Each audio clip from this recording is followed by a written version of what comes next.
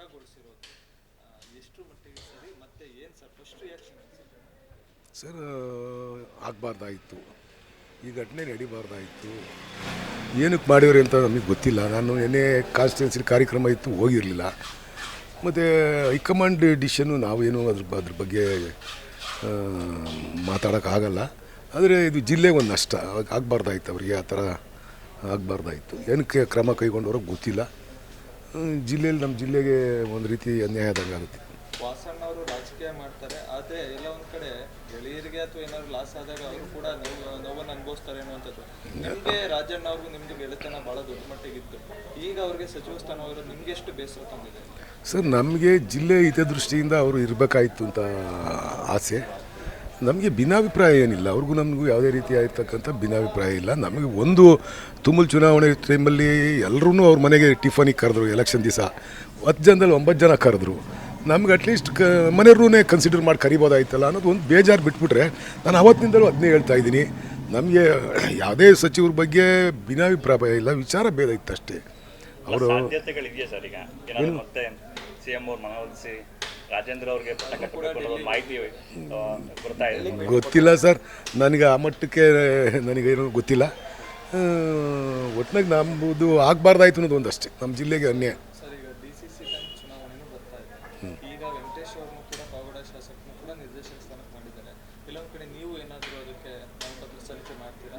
ಇಲ್ಲ, ನಾನು ಅದಕ್ಕೆ ಟರ್ಮಾಗಲ್ಲ, ಅದ್ರ ಹಿಂದಿನ ಟರ್ಮಾಗ ಒಂದು ಸಾರಿ ನಿಂತ್ಕೊಂಡಿದ್ದೆ, ಉಪಾಧ್ಯಕ್ಷನೂ ಕೂಡ ಆಗಿದ್ದೆ.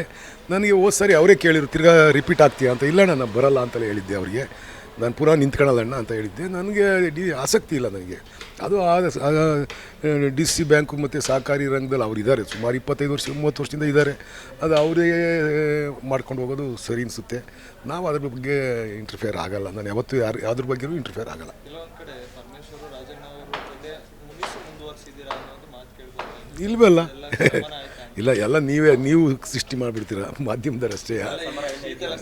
ಇಲ್ಲ, ಅವತ್ತಿಗೆ ಮುಗಿದೋಯ್ತು. ನಾನು ಅವತ್ತೇ ಹೇಳಿದ್ದೀನಿ, ನನಗೆ ಯಾವುದೇ ಇಬ್ಬರು ಸಚಿವರು ವಿರುದ್ಧನೂ ಕೂಡ ವಿಚಾರ ಭೇದ ಇದೆ, ಅವ್ರ ಬಗ್ಗೆ ಅಸಮಾಧಾನ ಇಲ್ಲ ಅಂತ ನಾನು ಅವತ್ತೇ ಹೇಳಿದ್ದೀನಿ.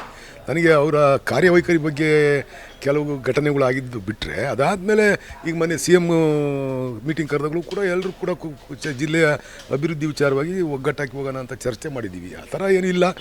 ಒಟ್ಟಾಗಿ ಈ ಘಟನೆ ಆಗಬಾರ್ದಾಯಿತು. ರಂಗನಾಥ್ ಅವನು ಈ ಕಡೆ ನಿಂತ್ಕೊಬಾ ಅಂತಂದ, ಇಲ್ಲಿ ನಿಂತ್ಕೊಂಡ್ರೆ ಏನು ಬಿಡಪ್ಪ ಅಂತಂದೆ ಅಷ್ಟೇ. ಅದಕ್ಕೆ ಇಲ್ಲ, ಬೇರೆ ಥರದ್ದೇನಿಲ್ಲ. JDSಗೆ ಮತ್ತೆ ಆಹ್ವಾನ ಮಾಡ್ತಿದ್ದಾರೆ, ಸಾರಾ ಮಹೇಶ್ ನಿಮಗೆ ಅನ್ನೋಂಥದ್ದಿದೆ. ಮತ್ತೆ BJPನವರು ಸೋಮಣ್ಣ ಅವರು ಕೂಡ ನಿಮ್ಗೆ ಕರೀತಾ ಇದ್ದಾರೆ ಅನ್ನೋದಿದೆ. ಏನಾದ್ರು ಆ ಥರ ಆಹ್ವಾನ ಮಾಡ್ತಿದ್ದಾರೆ? ಇಲ್ಲ, ನನಗೆ JDSನಲ್ಲಿ ಅತ್ಯಂತ ಆತ್ಮೀಯ ಸ್ನೇಹಿತರುಗಳಿದ್ದಾರೆ. ಅದರಲ್ಲಿ ಸಾರಾ ಮಹೇಶನು ಒಬ್ಬ, ಸುರೇಶ್ ಬಾಬು ಇರ್ಬೋದು, ಕೃಷ್ಣಪ್ಪ ಅವ್ರು ಇರ್ಬೋದು. ಅಲ್ಲಿರೋರೆಲ್ಲ ನಾವೆಲ್ಲ ಒಬ್ರಿಗೊಬ್ರಿಗೆ ಬಾಂಧವ್ಯ ಚೆನ್ನಾಗಿ ಇಟ್ಕೊಂಡಿದ್ದು. ಅದರಿಂದ ಅವರು ಮಾತಾಡಿಸ್ತಾರೆ, ಸಿಕ್ಕಿದಾಗ ಜೊತೆಲಿ ಹೋಗ್ತೀವಿ. ಮೊನ್ನೆ ನಾವು ಅಮೇರಿಕಕ್ಕೆ ಹೋದಾಗಲೂ JDS ಮಂಜು ಬಂದಿದ್ದ, JDSನ ಇವನು ನಮ್ಮ ಇಬ್ಬರು JDSನವರೇ ಬಂದಿದ್ದರು. ಅದರಿಂದ JDSನವರು ನಮ್ಮ ಜೊತೆಲಿ ಚೆನ್ನಾಗಿದ್ದಾರೆ ಅಷ್ಟೇ. ಸೋಮಣ್ಣ ಅವರು ಅಂದರೆ ಅವ್ರು ಏನೇ ಕಾರ್ಯಕ್ರಮ ಇದ್ದರೂ ನನಗೆ ಫೋನ್ ಹಾಕ್ತಾರೆ. ಮತ್ತು ತಾಲೂಕು ಅಭಿವೃದ್ಧಿ ವಿಚಾರವೂ ಕೂಡ ಅವರು ನನಗೆ ಫೋನಲ್ಲಿ ಮಾತಾಡ್ತಾರೆ. ಯಾವುದೇ ಪಕ್ಷದಲ್ಲಿ ಇರಲಿ, ಗೆಲ್ಲವರೆಗೂ ಪಕ್ಷ ಗೆದ್ದ ಮೇಲೆ ಕ್ಷೇತ್ರಗಳ ಅಭಿವೃದ್ಧಿ ಕಡೆಗೆ ಹೋಗ್ಬೇಕಾಗುತ್ತೆ. ಆ ನಿಟ್ಟಿನಲ್ಲಿ ಸರಿಯಾದ ಕ್ರಮನ ಸೋಮಣ್ಣವ್ರು ತಗೊಂಡವ್ರೆ ಅಂತ ನಾನು ಅನಿಸ್ತೀನಿ. ಅದ್ರ ಬಗ್ಗೆ ನಾನು ಏನು ಹೇಳಕ್ಕೆ ಹೋಗಲ್ಲ. ತೃಪ್ತಿ ಹೆಂಗಾಗಿ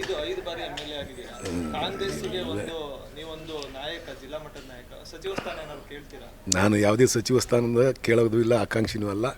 ಪಕ್ಷ ಗುರುತಿಸ್ಕೊಟ್ರೆ ಕೆಲಸ ಮಾಡ್ತೀನಿ, ಬಿಟ್ಬಿಟ್ರೆ ನಾನು ಯಾವುದಕ್ಕೂ ಅದ್ರ ಬಗ್ಗೆ ಇಲ್ಲ.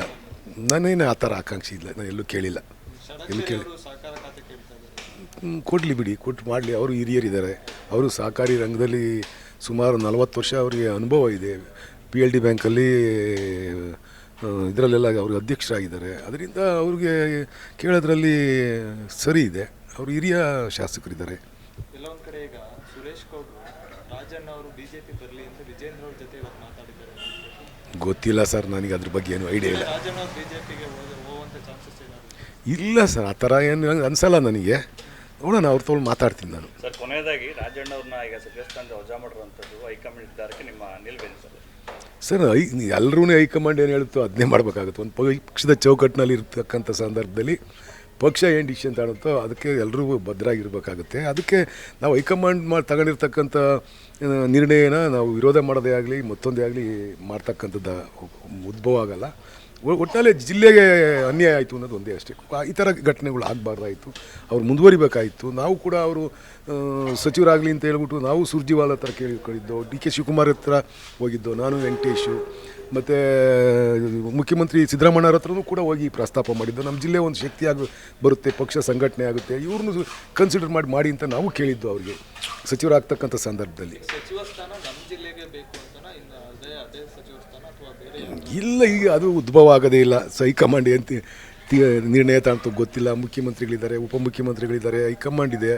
ನಮ್ಮ ಪಕ್ಷದಲ್ಲಿ ಸುಳ್ಳು ನಾವು ಹೇಳ್ದೋ ಇನ್ನೊಬ್ರು ಯಾರು ಹೇಳಿರು ಅಂದರೆ ಏನೂ ನಡೆಯಲ್ಲ. ಅವರು ಏನು ಮುಖ್ಯಮಂತ್ರಿಗಳಿದ್ದಾರೆ, ಉಪಮುಖ್ಯಮಂತ್ರಿಗಳಿದ್ದಾರೆ, ಹೈಕಮಾಂಡ್ ಇದೆ, ಅವ್ರೇನು ಡಿಸಿಷನ್ ತಗೊಂತಾರೋ ಅದಕ್ಕೆಲ್ಲ ಭದ್ರಾಗಿರ್ತೀವಿ.